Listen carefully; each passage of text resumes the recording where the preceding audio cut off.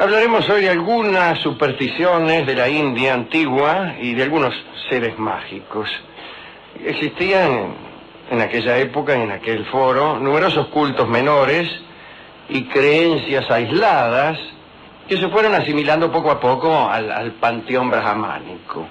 Entre esos cultos menores había toda una categoría de seres sobrenaturales cuyos hechos maléficos o benéficos ejercían constante influencia en la vida de los ciudadanos. Se contaba una gran variedad de espíritus hambrientos que recorrían los pueblos todas las noches y comían, disculpen ustedes, la carne de los cadáveres y vomitaban fuego y perturbaban a todo el mundo, naturalmente, imagínense. A estas siniestras criaturas podían oponerse unos genios más o menos buenos que vivían en todas partes, en las puertas de las murallas, en las fuentes, en las encrucijadas, debajo de las piedras y hasta en el mismo fuego del hogar. Además de esa multiplicidad de espíritus y genios, algunos animales comunes eran temidos y otros apreciados. Así que vamos a hacer una lista de esas divinidades secundarias de la India. La primera superstición es esta. El rebuzno de un burro indicaba para los hindúes un día nefasto. Parece una superstición un poco discriminatoria e intelectual, ¿no? La superstición de quien se cree en el quinto escalón de la escalera, como hemos dicho alguna vez, y desprecia entonces a los que están en el tercero, juzgando los burros, y así. Pero bueno, está bien, el burro traía mala suerte. El perro era un ser impuro que cargaba con mala suerte a quien recibía un ladrido. Esto sucedía en la India de la Antigüedad Clásica. Si sucediera en la ciudad de Buenos Aires de hoy, todos estaríamos verdaderamente en medio de una yetatura y excomunica imposible de soportar, como verdaderamente ocurre. Los patos salvajes y los gansos migratorios, que es un buen nombre para un conjunto de rock, eran las almas viajando a la luna, así que debía eludirse la vista de aquellos animales para eludir también la mala fortuna. La corneja estaba encargada de transmitir los mensajes amorosos y de dar oráculos. Eran perseguidas las cornejas por los enamorados para ver si podían dar noticias en su extraño idioma acerca de una correspondencia o un rechazo. En verdad, el enamorado ansioso es un personaje indeseable para todo el mundo, especialmente para el objeto de su amor. Está todo el tiempo queriendo que le contesten cosas que ya le han contestado. Especialmente molestos son los enamorados que han sido rechazados e insisten consultando no ya a la mujer que aman, sino a toda clase de adivinas, oráculos, secciones de los diarios, cornejas en vuelo, etcétera. Y lo peor del caso es que a veces se ponen contentos porque esas señales son positivas, aun cuando la mujer que aman esté con otro señor en Miami. Bueno, está ella en Miami con otro tipo, pero me ha dicho, me adivina que me ama a mí. Así que estoy feliz de la vida. Estoy loco de la vida. Me ama, ¿me entendés? Me ama. Y uno le objeta la famosa objeción de los descreídos. Sí. Pero si te amara, estaría contigo en Miami o al menos aquí. Dice uno, de puro metido. Sí. Nunca lo dijera. Si el hombre empieza a decir que la psique es más compleja que la idea que los burgueses tienen acerca del amor, etcétera, etcétera, y prosigue enamorado durante varios años más, mientras la mujer prosigue cambiando de novios y de locaciones. Esto en cuanto a la India. Damos noticias de otros seres sobrenaturales de la India. Los yaksa eran quizá los más conocidos. Los llamaban los que no son hombres, Amanusha, o también los ocultos. Constituían un grupo curioso, en realidad de muy baja estofa dentro de la jerarquía divina, que mandaba un capitán de Indra, el rey de los dioses, el obeso Kubera. Kubera, si yo no recuerdo mal, era también el guardián de un punto cardinal, el norte. Era en la cosmología brahmánica hay una divinidad cuidando cada punto cardinal. ¿Para qué? Preguntará usted. Bueno, no lo sé. ¿Quién se va a robar el norte? Como si el norte fuera algo. El norte es una idea, antes que nada. Si usted quiere, una dirección, una coordenada, pero no un lugar, algo que se puede robar. Nadie se puede robar el norte, como nadie se puede robar el costado derecho de... Costado derecho se puede robar, el costado derecho de un auto. Sí. Ah, sí, fácilmente. Tiene razón. Pero el norte de un auto no hay el norte de un auto. No, según para dónde vaya. Claro.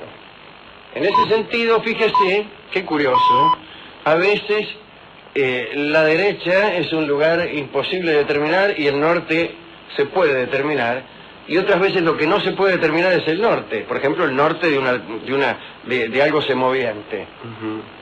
Si algo se mueve ya no se puede determinar el norte, digo yo. Bien, este Cubera guardaba el norte.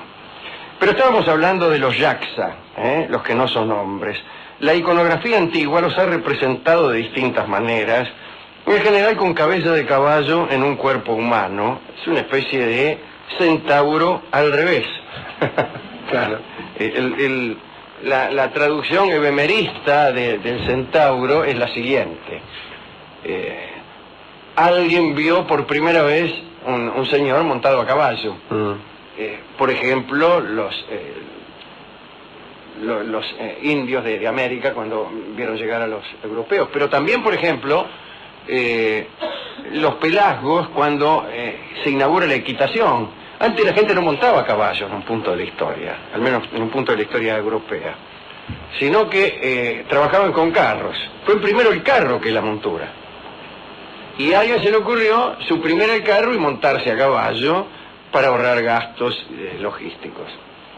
Entonces los ebemeristas prefieren creer que la idea del centauro proviene de esa visión primigenia de un hombre montado a caballo. Y dice, oh caramba, un hombre montado a caballo no es un hombre, incapaces de esa forma de pensamiento que consiste en analizar. Dijeron, es un centauro, es decir, un tipo con una cabeza de hombre y 4 patas. Curioso, esto no ocurrió con las bicicletas. Ningún pueblo, al ver por primera vez un señor en bicicleta, conjeturó que se trataba de un solo ser provisto al mismo tiempo de ruedas y de rasgos humanoides. El caso es que este centauro aparecía al revés, lo cual nos ofrece serias dudas acerca de la interpretación, salvo que lo que hayan visto haya sido un caballo montando a un señor.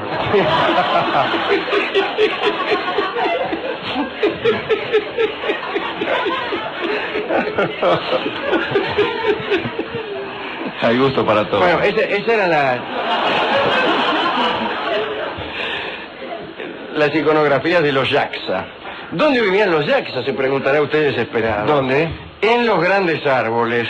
Se instalaban en la horqueta formada por el encuentro de las grandes ramas y también podían vivir en las cavidades de los troncos nudosos, si me permite la expresión.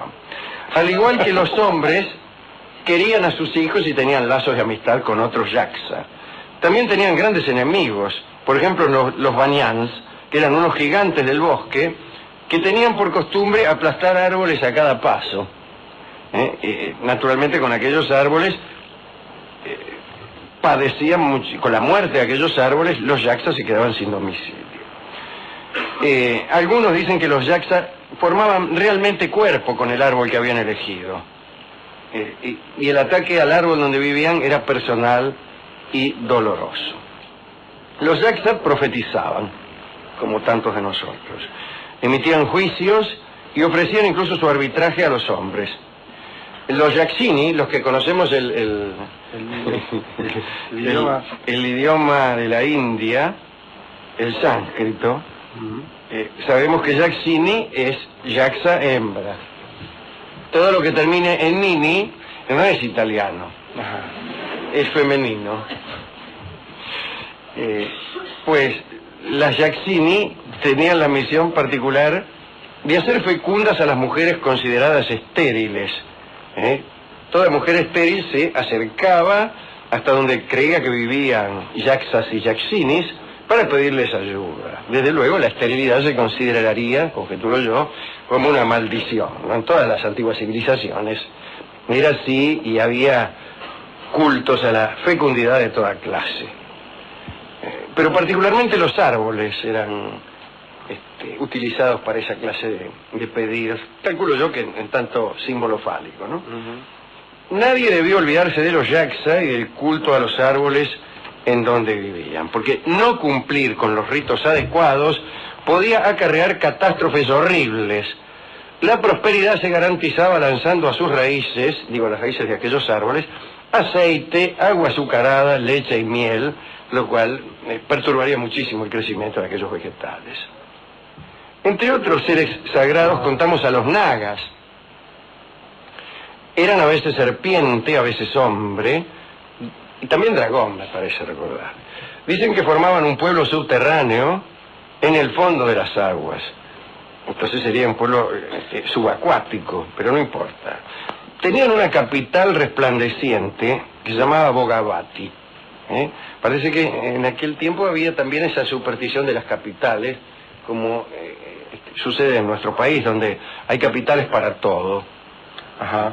Una ciudad es la capital del salame, la otra la capital del ternero, la que no es la capital del turismo, y así, de la papa, y francamente no hay otra cosa que capitales.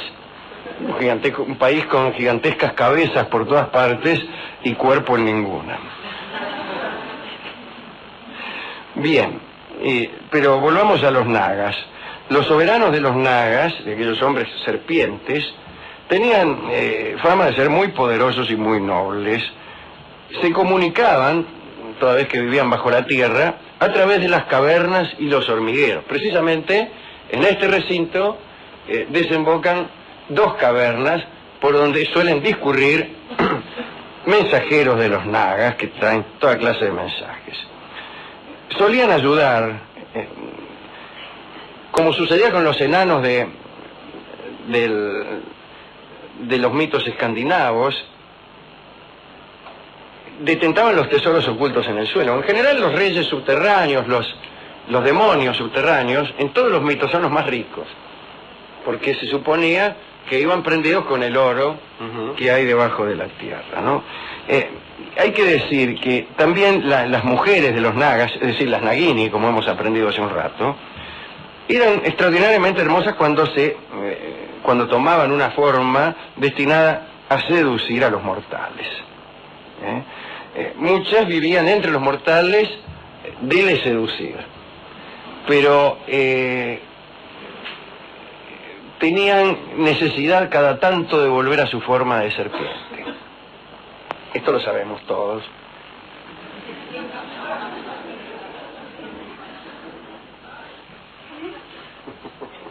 La piel de las nagas, o de los nagas, cada tanto era abandonada, tal como sucede con las serpientes, ¿no? En el momento de la muda, si las mudas hablaran.